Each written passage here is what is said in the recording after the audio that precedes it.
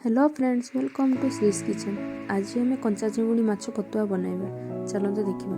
प्रथम चिंगुड़ी को भल भाव चोपा छड़े धोई नवा। तापर गोटे जगार 2 चामच सोरिष, 3 चामच चारमगज, 8 ରୁ 10 कला रसुण, 4 ରୁ 5 टी कंचा लंका, गोटे चामच जीरा को भल भाव ग्राइंडिंग करनवा। तापर कढ़ाई रे कंचा चिंगुड़ी गुड़ी को पकाई नवा। से बाटी हुई रखी बटा को पकाई दबा। तापर से गोटे पियाज को काटिकी रखिदिवा ताको पकाई दबा। स्वाद अनुसार लुण, हलदी, 3 ରୁ 4 चामच सोरिष तेल पकाई नवा।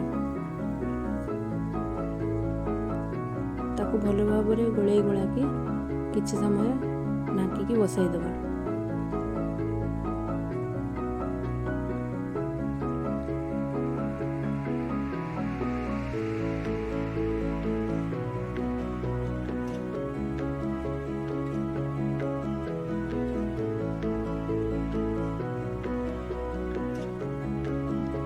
पंद्रह ରୁ 20 मिनिट पर्यंत ताको सीम आंच रे बसाई नवा।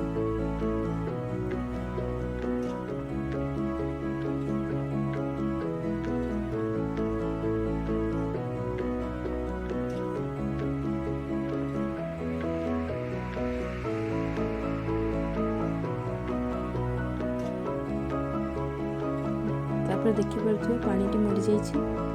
तापर हमर रेडी हो गला चिंगुड़ी पतुआ। यही रेसिपी यदि आप देखा चाहते मत कमेंट बॉक्स में निहाती कमेंट कर जनातु। निजर सांग, फ्रेंड्स, फैमिली, रिलेटिव करके खुआंतु।